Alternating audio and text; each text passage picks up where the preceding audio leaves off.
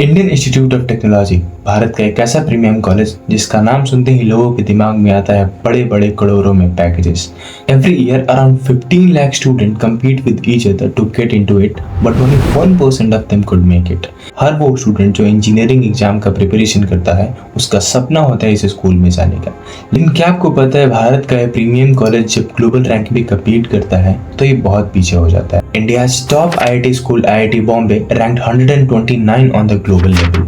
लेकिन ऐसा कैसे पॉसिबल है कि जिस कॉलेज के पास सुंदर पिचई जैसे एलुमनाई हो उसका रैंकिंग इतना खराब है? ऐसा कैसे पॉसिबल हो सकता है कि अर्जेंटीना के कुछ कॉलेज आईआईटी बॉम्बे को सरपास करके? आइए इस वीडियो में हम यही सब चीज को बहुत डिटेल में समझ रहे होंगे। मेरा नाम है Shyam and welcome to the नशर।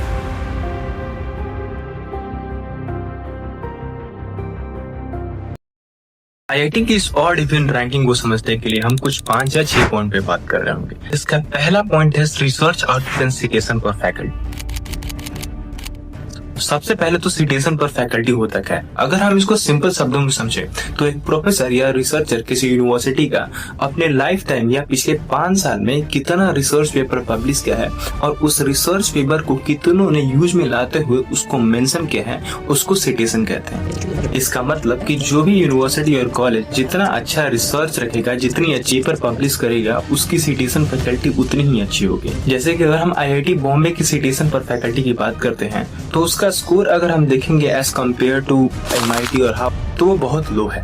जैसे कि हम एमआईटी का स्कोर है वो कंप्लीट 100 है, हार्वर्ड का 99 पॉइंट समथिंग है, लेकिन अगर वहीं पे हम आईआईटी बॉम्बे का देखें तो वो मात्र 77 पॉइंट समथिंग है। और इस लो सिटेशन पर फैकल्टी के कारण इस कॉलेजेस में अच्छे से रिसर्च नहीं हो पाता और रिसर्च का एक एनवायरनमेंट सेटअप नहीं हो पाता। इसीलिए इन कॉलेजेस को रिसर्च पेपर के लिए हमेशा से पीछे कंसिडर किया जाता है। जैसा कि कोई एक और एग्जांपल समझ सकते हो जो कि एआई पेटेंट्स है। It's been a decade of introduction of AI in this world. लेकिन अगर आज हम बात करें कि हमारे देश में एआई पेटेंट्स कितना है तो वो काउंट 10,000 से भी कम है। लेकिन अगर हम एआई काउंट की बात करें चाइना और अमेरिका की तो हमसे बहुत ज्यादा है। जैसे एआई पेटेंट्स की रेस में जो सबसे आगे है वो है चाइना, जिसका ग्रांट रेट है 40%। उसके पास है 3.5 लाख से भी ज्यादा एआई पेटेंट्स, जो कि उसको एआई के फील्ड में इतना अच्छा डेवलप कर देता है। और इसका एग्जांपल हम रिसेंट ईयर में देखे हैं जब उन्होंने मात्र $5 मिलियन में $1 बिलियन कंपनी चैटजीपीटी को बीट करते हुए डीपसीक जैसी वेबसाइट बना दी थी।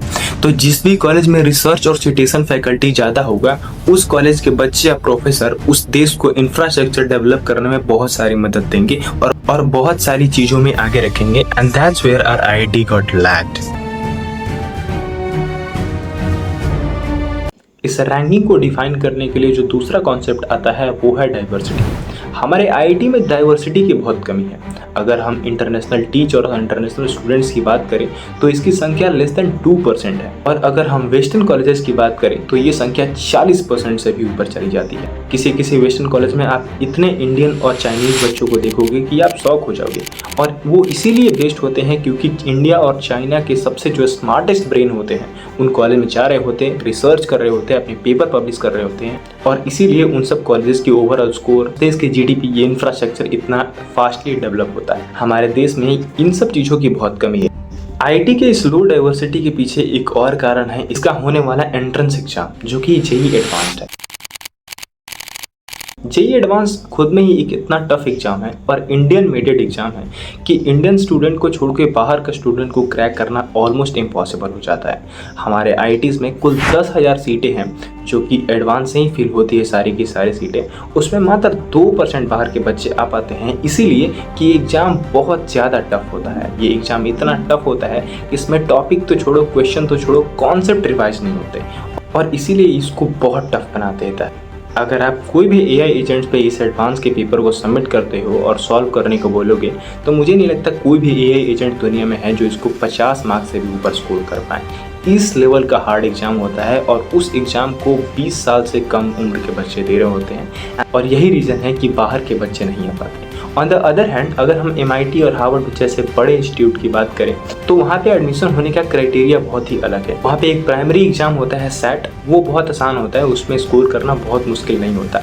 लेकिन उसमें एडमिशन और काउंसलिंग की बात होती है तो वो होता है आपके पर्सनल अचीवमेंट्स पे। आपने कितने मेडल जीते, आपने कितने ओलंपियाड जीते, आपने कितने किस फील्ड में अचीवमेंट है आपका। अगर आपको CSE लेना है तो आपको कोडिंग आता है कि नहीं, आपको मशीन लर्निंग, आपको AI आता है कि नहीं, आपने कितने सारे प्रोजेक्ट बना है, कहाँ उस प्रोजेक्ट को यूज़ किया है और वो प्रोजेक्ट रियल लाइफ में यूज होते हैं कि नहीं, इन सब चीज़ों को कंसिडर करके आपको सीट मिल रही है। 2 years ago, I graduated from MIT.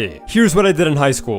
In 9th grade, I marched into newspaper club and made it my mission to become editor-in-chief. I joined cross-country, started a CS passion project, and studied until 2 every night. Looking back, I should have calmed down. In 10th grade, I emailed college professors and started a research project. That summer, I grinded for the ACT. Come 11th grade, I became editor-in-chief and hunted for a CS internship. In 12th grade, I grinded college apps and got into 6 IB, Stanford, and लेकिन India में ये सब नहीं है। हालांकि IIT में बहुत लंबी एक सीट है। The seat count is 10,000 across 23 different IITs। लेकिन उन 10,000 सीटों में मात्र 200 ही सीटें ऐसी होंगी जो बच्चे फॉरेन से आ रहे होंगे और यहाँ पे पढ़ाई कर रहे होंगे, और वो भी बैचलर्स कंप्लीट होने के बाद छोड़कर अपने देश में चले जाते हैं। The third point on this topic is budget. Suppose करिए कि आपकी क्षमता है एक F1 रेस चलाने की, लेकिन उस रेस में आपको मारुति 800 कार दे दी जाए। और यही सिमिलर सीन है IIT के साथ। IIT की क्राउड और स्टूडेंट क्वालिटी तो बहुत अच्छी है, लेकिन उनके पास बजट बहुत कम है, और इस बजट के कम होने से स्टूडेंट को मार्जिन ऑफ एरर बहुत कम मिलता है, और इस मार्जिन ऑफ एरर के कम होने से बच्चे रिसर्च और एक्सपेरिमेंट बहुत अच्छे से नहीं कर पाते। उनको हर चीज़ें बेयर मिनिमम में ही काम चलानी पड़ती है, और इसका रिजल्ट ये होता है कि वो हर क्वालिटी जो कि एक यूनिवर्सिटी या एक कॉलेज को बेस्ट बनाती है, उन सब चीज़ों में स्कोर या क्वालिटी या रैंक्स, उन सब चीज़ों में रैंक IIT के नीचे गिरती जाती है। The whole budget of all IITs in India is only $1.5 billion. In the other hand, budget of colleges like MIT and Harvard has a massive of $24 billion and $50 billion. इससे होता ये है कि उन बच्चों को बहुत सारे एक्सपेरिमेंट, बहुत सारे रिसर्च फैसिलिटी, बहुत सारे कोलैबोरेशन, बहुत सारे लैब्स एक्सपेरिमेंट करने को एक्सेस मिलता है। वो इंटरनेशनल कोलैबोरेशंस कर रहे होते हैं, इंटरनेशनल प्रोफेसर से बात कर रहे होते हैं, उनके साथ मिलकर काम कर रहे होते हैं, और इससे उनकी रैंक और ग्लोबल इम्पैक्ट पे बहुत बड़ा असर पड़ता है।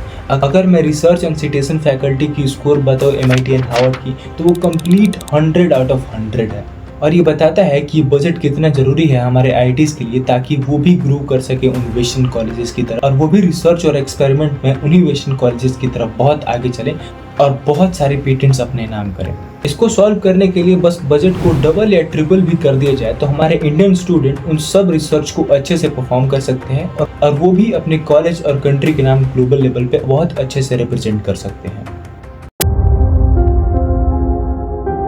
And last but not the least is number of PhD students in India. And by the number, I mean quantity and quality both. Quantity ऐसे कि अगर आप 100 बच्चों की स्केल उठाओ तो उसमें 40 से 45% ऐसे बच्चे जरूर रहेंगे जिनके पास एक अपना रिसर्च पेपर होगा। लेकिन यही सैंपल साइज अगर आप इंडिया में बात करोगे तो उसमें से मैक्सिमम 5% ही ऐसे बच्चे होंगे जिनके पास एक अपना रिसर्च होगा। When I was at Stanford, almost half of my class had written a research paper, and when I was at Delhi University, 2 of my classmates had written a research paper. और इतने छोटे quantity में quality बहुत अच्छी नहीं आ पाती। इसके पीछे का मेन कारण है हमारे देश का अनफ्रेंडली रिसर्च स्ट्रक्चर। ये इतना खराब है कि बहुत सारे स्टूडेंट जो इंडिया में रहकर रिसर्च करना चाहते हैं उनको बहुत सारी प्रॉब्लम फेस करनी पड़ती है। रिसोर्सेज, टीचर, स्टाइपेंड जैसी इतनी प्रॉब्लम आती है कि अल्टीमेटली वो इसको छोड़ देते हैं और कोई और कंट्री में जाकर शिफ्ट हो जाते हैं और वहाँ पे रिसर्च पेपर कर रहे होते हैं। और कोई स्टूडेंट अपना रिसर्च पेपर छोड़ के यहाँ पे जॉब करने लगते हैं, और इसीलिए बहुत बड़ा गैप क्रिएट हो चुका है। इस टॉपिक को बहुत अच्छे से समझने के लिए आप टू हार्ट के चैनल पर ये वीडियो जरूर से देख सकते हो।